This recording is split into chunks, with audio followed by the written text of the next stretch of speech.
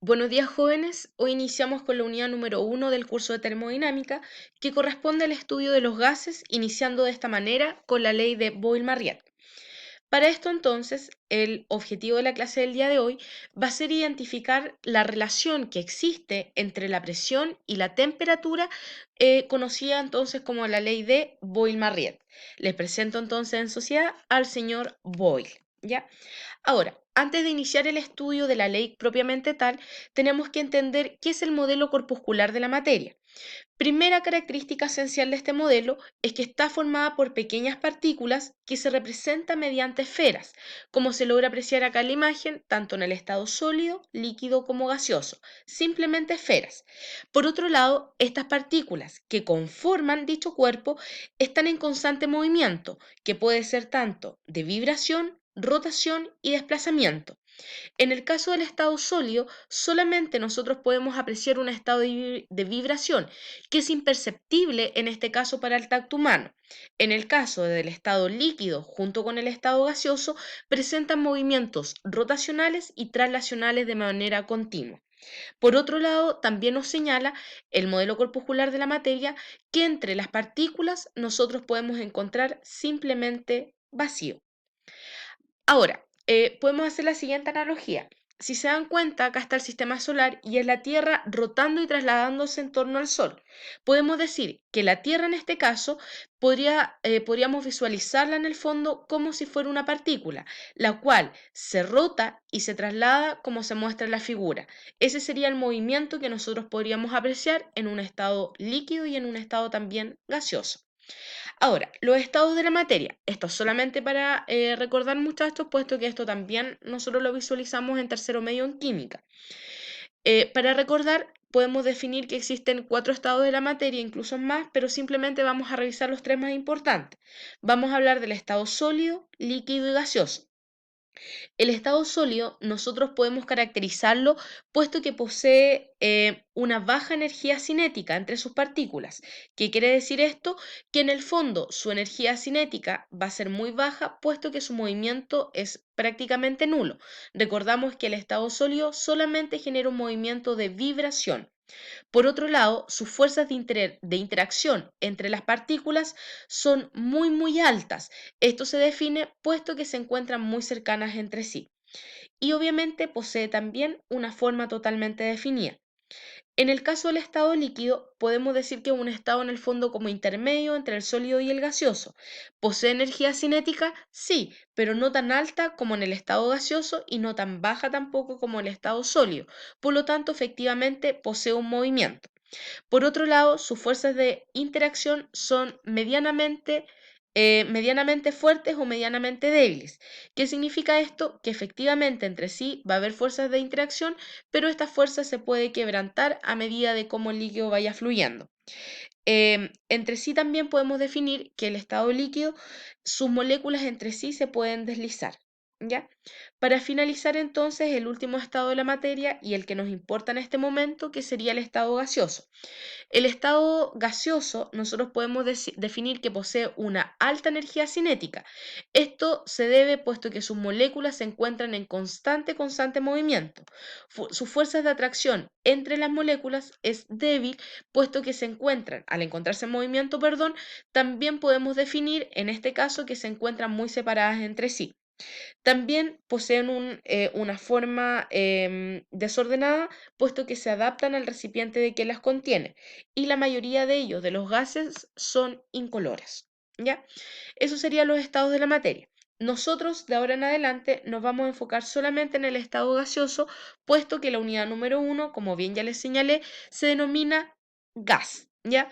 Ahora, vamos a trabajar nosotros de ahora en adelante también con gases ideales. ¿Qué significa un gas ideal? Primeramente, nosotros vamos a definir que los gases ideales no van a presentar fuerzas ni de atracción ni tampoco de repulsión. Por lo tanto, podemos definir que el gas o la molécula del gas va a estar aislado. También vamos a definir que los choques que se puedan producir entre las moléculas de los gases van a ser totalmente inelásticas. ¿Qué significa esto? Que no van a perder energía cuando ellas colisionan. Vale destacar también lo siguiente, esos y jóvenes, que estos gases ideales no existen en nuestra vida natural, puesto que al momento de colisionar entre sí generalmente se pierde energía. Por lo tanto, y que, ojo, también existen fuerzas de atracción y repulsión entre ellas. Por lo tanto, nosotros vamos a trabajar como un gas ideal. ¿Qué significa un gas ideal? Que, ojo, no existe en nuestra naturaleza. ¿Ya? Ahora, estos gases ideales también van a tener unas ciertas propiedades. La primera de ellas vendría siendo la difusión. ¿Qué quiere decir esto? Que posee la capacidad de mezclarse con otros gases. Por ejemplo, aquí vamos a tener un gas A y acá un gas B. Si este gas A y este gas B lo colocamos ahora en un recipiente en conjunto, entre ellos obviamente se pueden mezclar. Por otro lado, también podemos tener la segunda propiedad que sería de difusión. ¿Qué significa esto? Que se pueden expandir de un lugar a otro. Por ejemplo, inicialmente tenemos a los gases encerrados, pensando que este agujero igual no existe. Una vez de eso, que los tenemos encerrados, podemos abrir un agujero y los gases pueden transitar fácilmente por él, pudiendo entonces en este momento expandirse de un lugar a otro. Finalmente, podemos encontrar la tercera característica, que sería la compresión. En el caso de la compresión, nosotros podemos decir que al someter el gas a una presión, este va a disminuir su volumen. Por ejemplo, acá tenemos un émbolo.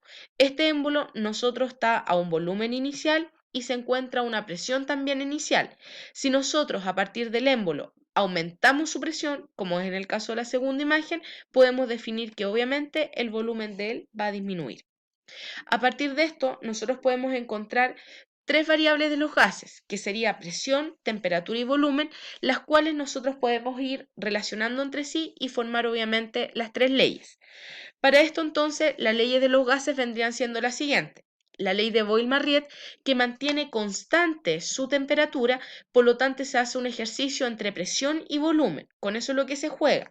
En la ley de Charles se mantiene constante la presión, por lo tanto se juega con la temperatura y el volumen. Y la ley de Gay-Lussac mantiene constante el volumen, por lo tanto nosotros relacionamos la temperatura y la presión. Hoy día en esta clase vamos a ver solamente la ley de Boyle-Marriott. La ley de Charles sería la siguiente semana junto con la ley de Gay-Lussac. A partir de esto, la ley de Boyle-Marriott emite su siguiente enunciado. Dice, a temperatura constante, los volúmenes que ocupa una masa de gas son inversamente proporcionales a las presiones que soporta. En el fondo, ¿qué me está diciendo? Si yo coloco una presión débil, el volumen va a ser amplio. Si yo coloco una presión mucho más fuerte, su volumen entonces va a ser mucho más pequeño. Ante esto, nosotros podemos definirlo de la siguiente manera. Por ejemplo, la temperatura permanece constante. Y ojo con eso, por favor. Siempre, pero siempre, siempre, siempre, en la ley de Boyle, la temperatura será constante. Ante esto, el estado inicial, nosotros podemos definir que se encuentra a un volumen inicial 1 y a una presión inicial 1. El estado final, por ejemplo, va a ser que voy a generar una presión sobre el émbolo adquiriendo una presión 2 y llegando a un volumen 2, diferente obviamente del estado inicial. Para esto entonces, ¿qué conclusiones podemos sacar? Primera conclusión, que a menor presión, mayor va a ser su volumen y a mayor volumen, menor presión. Ante esto, ¿qué vamos a poder definir? Que el volumen 1 es mayor al volumen 2 y que la presión 1 es menor a la presión número 2. Por eso se definen que entre sí son inversamente proporcionales. Para esto entonces, la ley de Boyle me dice lo siguiente, que la presión 1 por el volumen 1 va a ser igual a la presión 2 por el volumen 2. Para nosotros poder organizarnos dentro del estudio, vamos a definir que todo lo que esté sub 1 vendrían siendo las condiciones iniciales y las condiciones finales vendrían siendo las presiones y los volúmenes con el subíndice 2. ¿Ya? Por si acaso, y para tener también la seguridad y el orden dentro del desarrollo de ejercicio. Para nosotros siempre la presión va a estar en atmósfera y el volumen se va a encontrar en litro. Si yo les doy el volumen, la presión, perdón, en pascales o en torr, o miligramos de mercurio, perdón, todo eso son unidades de transformación que también vimos en tercero medio. Sin embargo, en la guía de trabajo van a ir también las transformaciones por si usted se olvida. Y también señalar lo mismo que el volumen. El volumen yo se lo puedo entregar, por ejemplo, en centímetros cúbicos o metros cúbicos, y también vamos a hacer la transformación a litro. ¿Ya? Recordar además que la presión se define como la fuerza partida en área. Eso contenido también lo vimos en tercero medio el año pasado en el plan de química. Ya para que no se olvide, puesto que también la idea es hacer esta ecuación un poco más difícil, cosa que nos podamos entretener más en su desarrollo matemático. Ahora, vamos a ir con el ejemplo 1 y con esto ya se daría por terminado la clase. Dice lo siguiente. En un recipiente de 2 litros se introduce nitrógeno gaseoso a la presión de 2 atmósferas. Pregunta, ¿cuál será el volumen si su presión se triplica sin que varíe su temperatura? Ante esto, muchachos, yo voy a dibujar primeramente, sé que van a extrañar mi dibujo en pizarra, pero para nosotros poder observar el ejercicio. Vale destacar también lo siguiente, que esto, muchachos, es interesante que la parte matemática es simple, pero lo interesante es que uno puede predecir en este caso qué valores más o menos nosotros podemos llegar. Para esto entonces vamos a hacer lo siguiente y vamos a anotar de esta manera los valores de datos. Tenemos entonces el émbolo en su estado inicial. Al estar en su estado inicial, nosotros podemos decir que su volumen 1 va a ser de 2 litros, mientras que su presión 1 sería de 2 atmósferas. Para esto, nos dice que la presión se triplica. Por lo tanto, si se triplica su presión, ¿qué ocurre con su volumen? Disminuye. Ante esto, entonces, vamos a tener la siguiente imagen. Para esto, el volumen 2 yo no sé, pero sé que la presión 2 aumenta 3 veces la presión 1. Por lo tanto, nosotros sabemos que el volumen nos tiene que dar inferior a 2 litros. Si matemáticamente hablando a usted le da superior a 2 litros, significa entonces que el ejercicio se encuentra malo. La parte matemática asociada. Por lo tanto, vamos a obtener antes de partir el ejercicio como tal la presión 2. Recordemos que la presión 2 va a ser 3 veces la presión 1. Por lo tanto, sería 3 y la presión 2 por 2. ¿Por qué por 2? Porque la presión 1 vale 2 atmósferas. 3 por 2, entonces sería 6 atmósferas, lo que equivale entonces a la presión número 2. Ahora sí, tenemos los datos para iniciar con el desarrollo matemático. Ante esto, la ecuación que vamos a utilizar es la única que hemos visto de esta unidad 1, que sería la ley de Boyle, que señala que la presión 1 por el volumen 1 va a ser igual a la presión 2 por el volumen 2. Reemplazamos entonces según nuestros datos. Recordemos que en física se lee hacia abajo, no de izquierda a derecha, como en el caso del lenguaje. Por lo tanto, la presión 1 sería de 2, el volumen 1 de 2, la presión 2 de 6, recuerden que es el triple de la presión 1, y el volumen 2 que usted no sabe.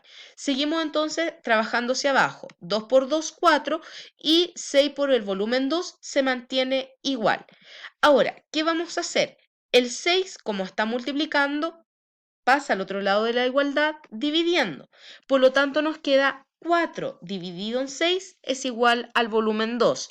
Muchachos, yo ya sé que están en cuarto medio, pero sé que muchos de ustedes todavía cometen el siguiente error, que colocan 6 dividido en 4 y no 4 dividido en 6. Por favor, recuerden que siempre es de abajo, de arriba hacia abajo. Por lo tanto, en la calculadora primero se coloca el 4, se divide en 6 y ahí tenemos el volumen 2, siendo así el volumen 2 de 0.67 litros. ¿Era lo que nosotros esperábamos? Efectivamente, puesto que al triplicar la presión, el volumen claramente tenía que disminuir. Ahora, muchachos, ya están listos para resolver entonces la guía de trabajo que se encuentra en el Siscol, esperando que les haya servido la clase. Cualquier duda, consulta en el desarrollo de la guía, por favor, perdón, enviarla a mi correo electrónico institucional. Esperando que tengan buena tarde y se entretengan mucho con la guía de trabajo. Recuerden que esta guía de trabajo no se envía hasta que salgan las instrucciones. Muchos saludos y cuídense mucho, muchachos.